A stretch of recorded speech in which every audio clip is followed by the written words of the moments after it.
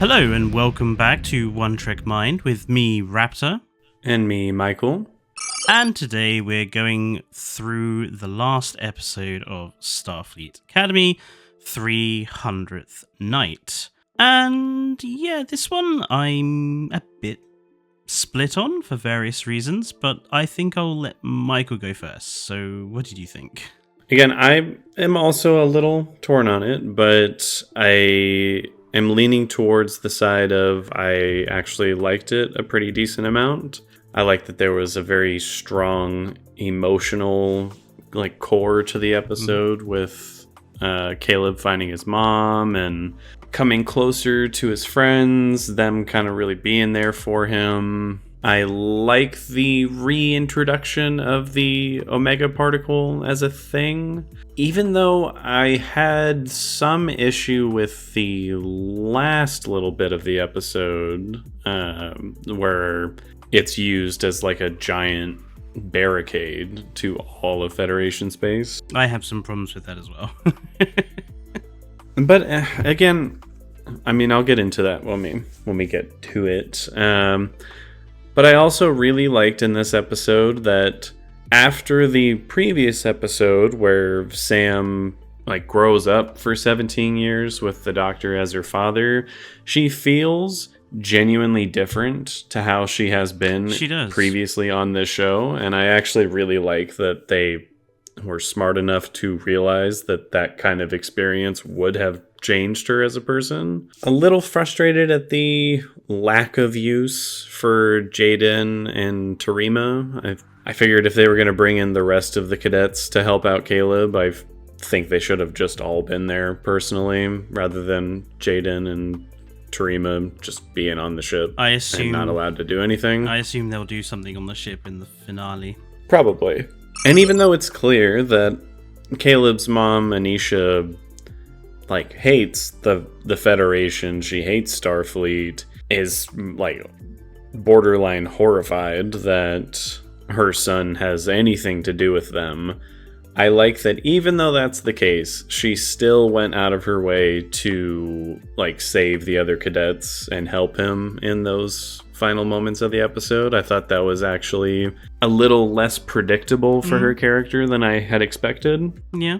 I thought for sure she was just gonna say fuck them, they're not my kid, I don't care about them. So I actually did like that choice. And again, Caleb comes off as a complete asshole during his scene with Darum, Genesis, and Sam. He's telling them all off. He's really ripping into them, hitting all their insecurities and everything. But I think it's played well because it's really obvious that he's just saying whatever he can say to distance himself from them at this point, because he knows he wants to make the choice to leave them behind and stay with his mom. And I appreciate that Sam and Genesis have two very different approaches to that scenario. Sam calls him out and says, you're full of shit. And she gives him a big hug. She doesn't want to let go. No, yeah, I appreciate that Sam calls him out saying, you're full of shit right now. And I think she recognizes he is just trying to hurt us so that we leave. But Genesis kind of takes the opposite approach and goes, no, he just wants to be the victim his whole entire life. And if that's what he wants to do, then fine, fuck him. We're leaving. And I think both approaches combined work. He definitely, sits with it for a brief period of time, and then he tells his mom, I can't just leave them. I can't do it. And he goes after them. I'm not going to say that I dislike what Caleb has done in this episode. I think I would actually go with the more cutting teacher remark of, I'm disappointed in him with this episode. He insults Jaden when Jaden offers, that this family tradition to make all the cadets part of the family. He rejects that in quite a rude and dismissive manner, I have to say. I think he was well within his right to do that personally. I felt for him. I understand why he said no. I think there were better ways of conveying the refusal than the way that he did. I just thought the way that he refused was quite rude. But I suppose I'm most disappointed in the two things he does following. When he learns where his mum is, he goes to Ake, and instead of talking to her, trusting her. He doesn't, which I could maybe understand in episode 1 or episode 2, but after all of the previous stuff that's gone on and all the stuff that with him by and large he should have been expelled for, at least a couple of things he should have been expelled for, but Ake's constantly given him chances and constantly been looking out for him, and they have this borderline conflict of interest style relationship, but they do have something that's not just head teacher and teacher. It's a different sort of relationship between Ake and Caleb. I agree. The fact that he doesn't trust her at this moment, I think, is disappointing, because I think it highlights the fact that what progress has been made has clearly been forgotten. And then he decides to steal a shuttle, which is fine, and Sam agrees to come along as well, which is also fine, but Genesis is pretty clear that she doesn't want to come until essentially she is forced to, which I do kind of have some problems with. Like, that is kidnapping. You were going to keep her against her will and take her off on this potentially very dangerous mission. I did also have an issue with that moment. I was just like, again, yes, she would have went and told Ake what they were doing, but Jaden and Tarima did anyways, so the fact that you just kidnapped her so that you're not found out and then you are anyways, it's like, you absolutely should have let her get off that shuttle when she said she was not going along with this plan. That was morally pretty fucked up. It's just another thing to be disappointed in him at. On the other hand, I agree with you that I think while he is down on this planet, incidentally, just as a side tangent, I'm getting a bit bored of the we must have a Mos Eisley-esque planet cliche in Star Trek. Like, Discovery was doing it, Picard was doing it. Why do we have to have let's go to a planet which has this, like, open market and it's all, like, sort of medieval and kind of like Mos Eisley, where there's lots of, like, poverty and shit about. Not everywhere is going to be the Federation. Completely understandable. But it feels to be a kind of cliched thing that Star Trek is doing now. That, like, there always has to be one of these places they go to. It feels like copying Star Wars. If they did it, like, once or twice, I wouldn't agree, but it has been happening fairly frequently in newer Star Trek. But that was just a side tangent. But I agree with you that the stuff between Caleb and his mum is very endearing. I thought she played his mum very well. I like the sort of, I'm not going to say subconscious because there's no such thing as a subconscious, the ingrained distrust, dislike for the Federation. I thought that was pretty believable and understandable. The only place this episode falls down catastrophically for me is the Omega side of things and the eventual trap that BRAKKA has laid. To explain, it turns out that the thing that BRAKKA stole from the top secret Federation research facility was Omega molecules. We all know about the Omega Directive. Maybe the Omega Directive has been rescinded because of the burn and what happened. That's a perfectly reasonable discussion. I somehow doubt, given that the Federation is still incredibly dependent on warp technology, that they would willingly store and keep the most dangerous molecules in existence known to them, which actively stop the creation of stable warp fields and could completely and catastrophically fuck up the entire galaxy. It doesn't make any sense to me. And then BRAKKA's... On the one hand, I kind of understand BRAKKA's plan, barricade the Federation into their space with these Omega mines, stopping them from, going off. Yeah, I understand BRAKKA's idea with barricading the Federation in, but I think, again, the writers of the show do not quite understand just how big space is. To create a sphere of mines, because obviously space is three-dimensional, which I do like the fact that in the ending shot, it is actually a sphere that's shown. So at least some writers know what the bloody hell they're doing. I was concerned about that as well, because when they showed it on the map and it was just it looked like a ring. Yeah, the ring. I was like, you can go like above or underneath that. It's space. It's not a two-dimensional plane. And I was also kind of like, okay, at least at the end of the episode, it is like a sphere. that is kind of nice. Like, even if we accept that the Federation is reduced in size, you're talking about thousands of square light years of space. The sheer quantity of minds you're going to need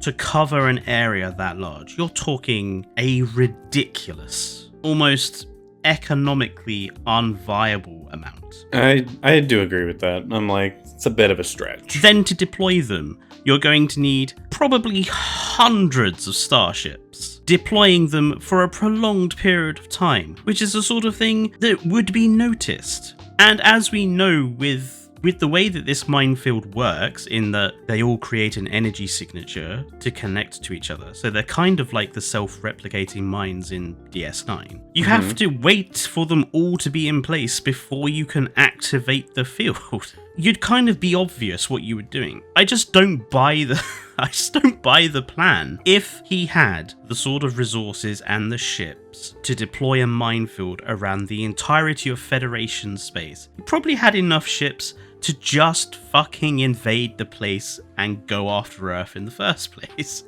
Like, I just think it's a great visual spectacle. It's a great piece of, I suppose it's a great bit of story writing. You know, the Federation is literally blockaded behind walls. But I don't think it makes much sense if you think about just how difficult it would be to pull that off. I'm pretty much of the same mind. Like, and BRAKKA again, doesn't seem the I think smartest tool in the shed. It's actually, based off of the 6th episode, I think that was kind of proved to me. I'm like, okay, this dude is smarter than he lets on, which in a way is almost scarier, knowing that this guy you kind of just think is a buffoon is actually pretty intelligent. He's a sneaky one. Again, I agree. I think idea-wise, it's kind of neat. Like, the whole entirety of Federation is going to be separated from the entire rest of the galaxy.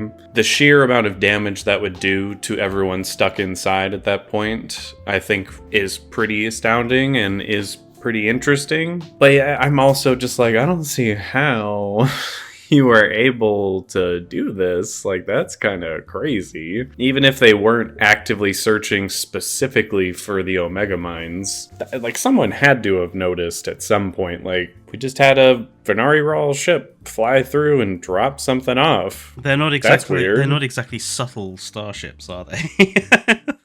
You're not talking about a cloaked Defiant here.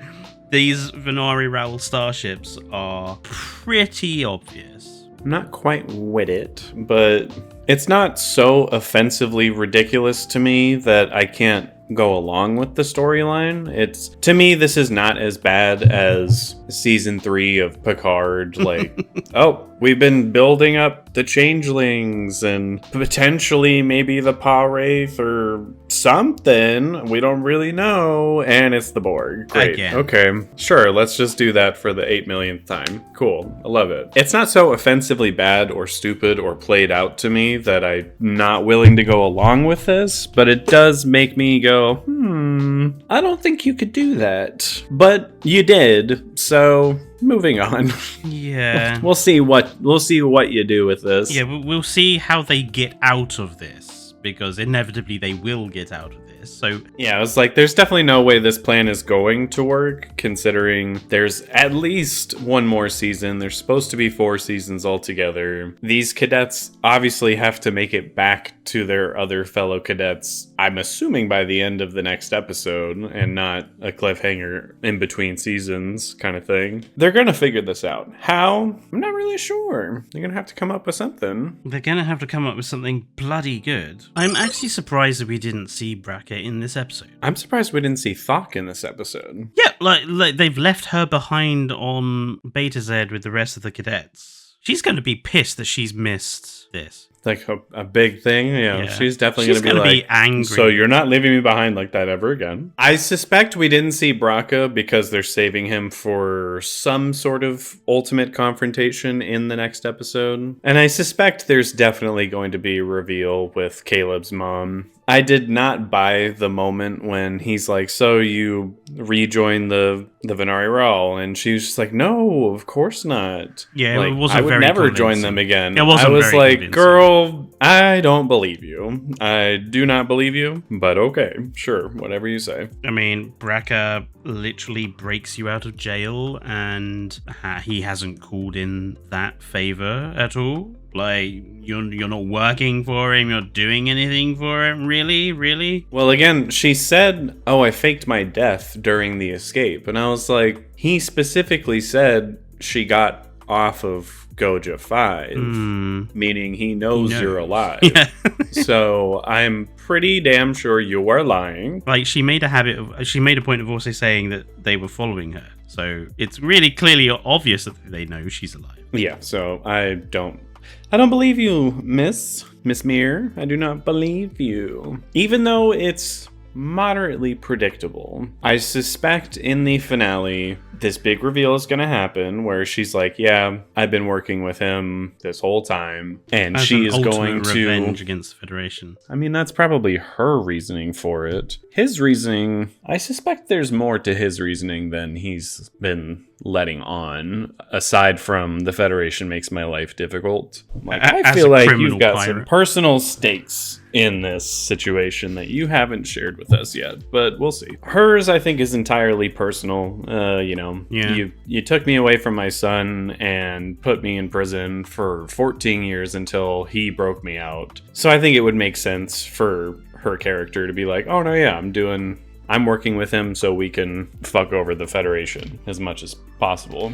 But yeah, I suspect that's going to be a reveal in the next episode, that she's going to be like, oh yeah, we have been working together and I want you to come with me, Caleb. We can do this together. We can screw over the Federation together for everything they took from us. And he's probably going to end up saying no and stay with Starfleet. And she's going to be heartbroken and go run off with Noose BRAKKA. I'm calling it now. I could be wrong, and depending on if they did something else that was actually worthwhile, I'd be cool with them not following a somewhat predictable path. But if that is the path they choose, I'm still not going to be upset about it. I think that makes sense. I think she might die. I really, sincerely, really hope she doesn't die, because I thought she almost died in this episode, and that made me nervous. Because it would be kind of cliche. And not only would it be cliche, but I feel like it's wasted potential. Like, the potential of instead having a mother who absolutely hates the organization that he ends up finding a family in and purpose in, and the conflict that he could personally have with someone on the opposite side of that, and reconciling his own inner demons as a result of that. Like, I think that the storytelling potential with that is really good, and I don't want them to waste it by